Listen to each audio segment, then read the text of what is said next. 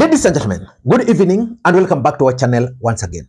And it is my hope and prayer that the video is going to find you guys in good health. Personally, I am fine. As you can see, Kisumu is fantastic. And maybe you could also let me know where you are watching the video from. The county or the country, in case you are out of the republic. Ladies and gentlemen, Raila Odinga was in Elgeyo Marakwet County earlier today. And the visit to Elgeyo Marakwet by Raila Odinga, in my view, is significant, politically speaking, for two main reasons. Number one, the visit marks the first public appearance Raila Odinga was making in Rift Valley after his alleged handshake with William Ruto. Rift Valley is William Ruto's backyard.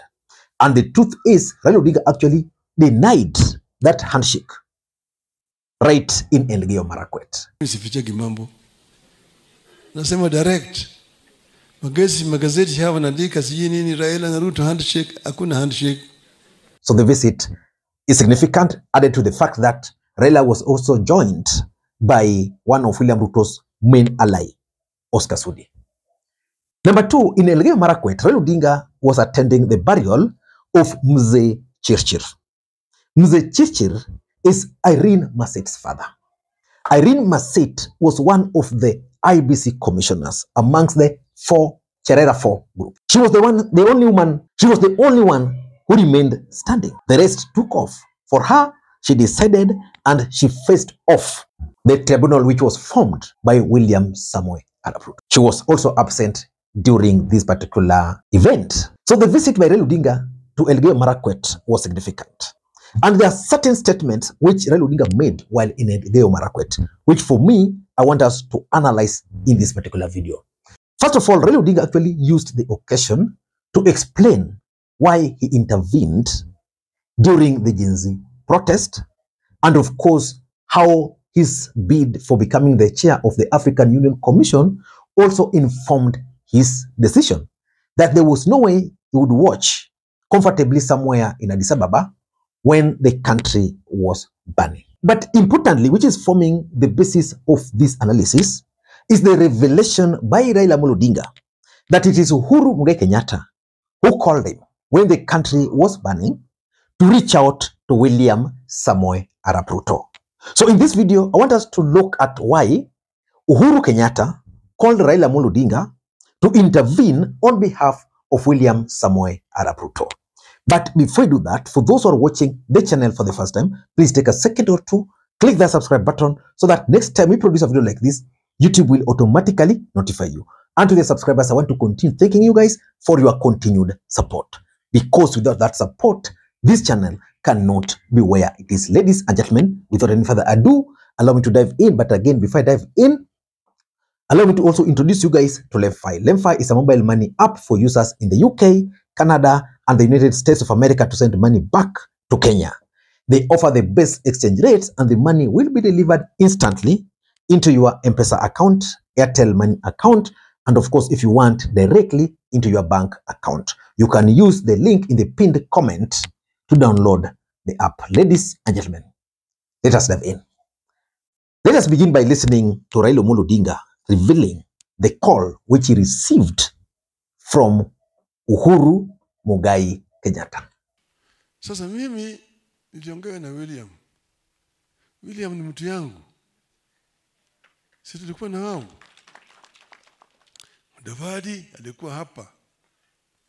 Ruto alikuwa hapa. Uhuru alikuwa hapa. Uhuru na Mudavadi walikuwa naibu wangu kama waziri mkuu. Unajua mna hiyo? Alafu William akawa pale. Mimi nikaweka yeye waziri wa kilimo. Sivyo?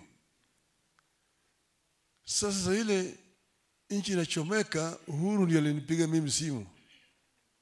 Uhuru akaniambia mimi tafuta bwana Ruto ongea na yeye. Kenya ikichomeka hatakuwa na nchi nyingine.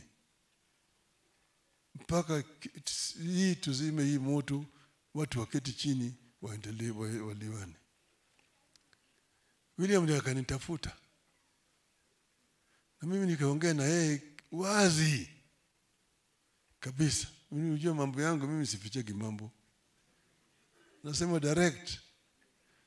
Magazeti haya wanaandika sijui nini Raila na Ruto handshake, hakuna handshake. Hakuna handshake. Kile tulisema, mimi niliongea na Ruto nikamwambia shida iko hapa.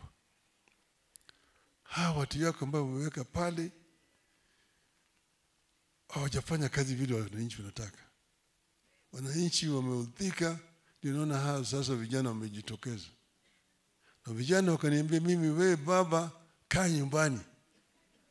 Usitoke, umefanya ya kutosha. Wache sisi tuendelee. Sasa hawa vijana sio ndio wazimu. Nataka hii maneno yatutuliwe. Hawa watu ambao wameweka pale yote hawajafanya kazi sawa sawa. Ndio sababu hasira iko mingi namna hii. Na tena hawa askari yako wanatumia nguvu zaidi. Wanapiga watu risasi, watu ambao hawana silaha. Watu wanafanya majeraha namna hii. Kuna wengi wako kwa hospitali na kadhalika. Hiyo inazidi kuleta hasira zaidi. Sasa hapa askari waache mambo ya kutumia risasi. Mzuri ni kwamba watu waketi chini waongee. Akasikia, mimi hii cabinet nitatoa. Nitawapeleka nyumbani. Nikasema hata hao makatibu ambao wako pale wako chafu yote. Usafishi wote. Ili tukiwe na mwanzo mpya. Lakini mzuri zaidi watu wawe na ile mkongamano ambayo tulikuwa nayo huko mbele. Kuna mambo mengi ambayo hayakusuluhishwa.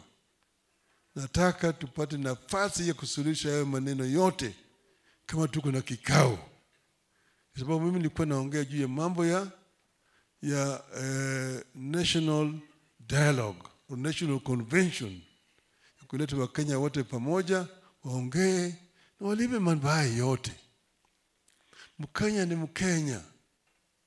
Mkale ni Mkenya. Mkamba ni Mkenya. No, that's Raila Odinga. Let me ask you this question. Why do you think Raila Odinga finally decided to reveal that indeed it is Uhuru Kenyatta who called him? And then William Ruto reached out to him. Why do you think he made that revelation? Because of course you also know that Raila Odinga had previously told the country that William Ruto literally begged him. And now Raila Odinga is telling us that Uhuru Kenyatta called him, then Ruto reached out. So why do you think Raila Odinga was making that revelation? For me, number one, Raila Odinga's statement was intended for Azimio leaders, specifically Stephen Kalonzo Musyoka, Jeremiah Kioni, and Eugene Wamalwa. And what message was Raila Odinga trying to tell them? Probably, Raila Odinga was telling them, in this game, you guys, you are not part of it. Stay in your lane. But importantly, I think Raila Odinga was addressing the Azimio principals who are accusing him of siding with William Ruto instead of sticking with Azimio. These other Azimio principles, that is Kalonzo, Eugene, Jeremiah Kioni, if you remove Uhuru Kenyatta factor from them, you remove Raila Odinga factor from them, do you think they can sustain anything? And that's why the statement by Raila Odinga is significant, politically speaking. That's number one. Number two, if you paid very close attention to what Raila Odinga was trying to say, is the fact that those demonstrations, the Gen Z demonstrations in Kenya, were actually going to affect his bid. Raila Odinga has already declared his interest in becoming the chair of the African Union Commission. The bid has been accepted. So far, 4 candidates will be running. Raila Odinga has higher chances. But there was no way Raila Odinga was going to go into that election with a sitting president and a former president and the country burning. It was going to show or to demonstrate to the entire world that there was no way Raila Odinga was going to solve problems facing other countries when he cannot solve local issues in the country. And interestingly, Kenya has a sitting president, Kenya has a former president, and Kenya has a former prime minister. So Uhuru probably realized that if he allowed this thing to continue the way it was going, then Raila Odinga's chances of becoming the chair of the Africa Union Commission is going to be affected. So he pleaded with Raila Odinga, please look for Ruto. I'm not so sure, because something tells me that maybe there's also even a window, there could be a window of Ruto and Uhuru talking, based on if you paid very close attention to what Raila Odinga said.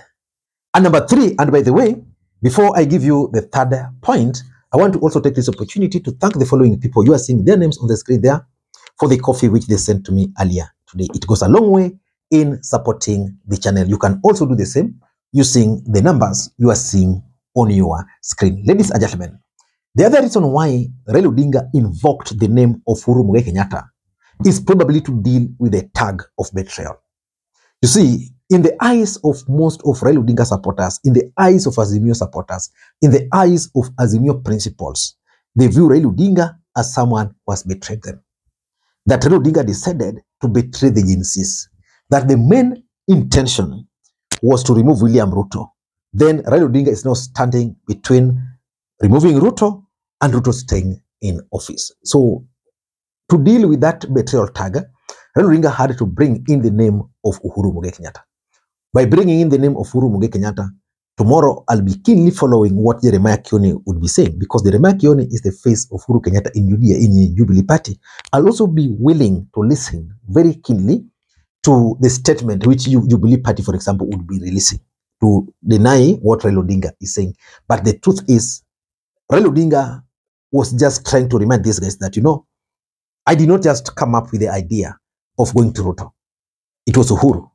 Uhuru is a former president, and Ruto is a sitting president, and a former president asking me to talk to the current president because the country was burning. For me, there was nothing wrong there. And number 4, I'm also reading something that Raila wanted to show Kenyans that the entire leadership of the country is united in the push for sustaining or maintaining peace in our country. That Uhuru Kenyatta wanted peace, he wanted peace, William Ruto wanted peace. But I don't know how all this will be playing out moving forward. But for now, those are my take. Until next time, this is Lee Makwiny. If you watched the video up to this stage, please let me know in the comment section. Bye-bye.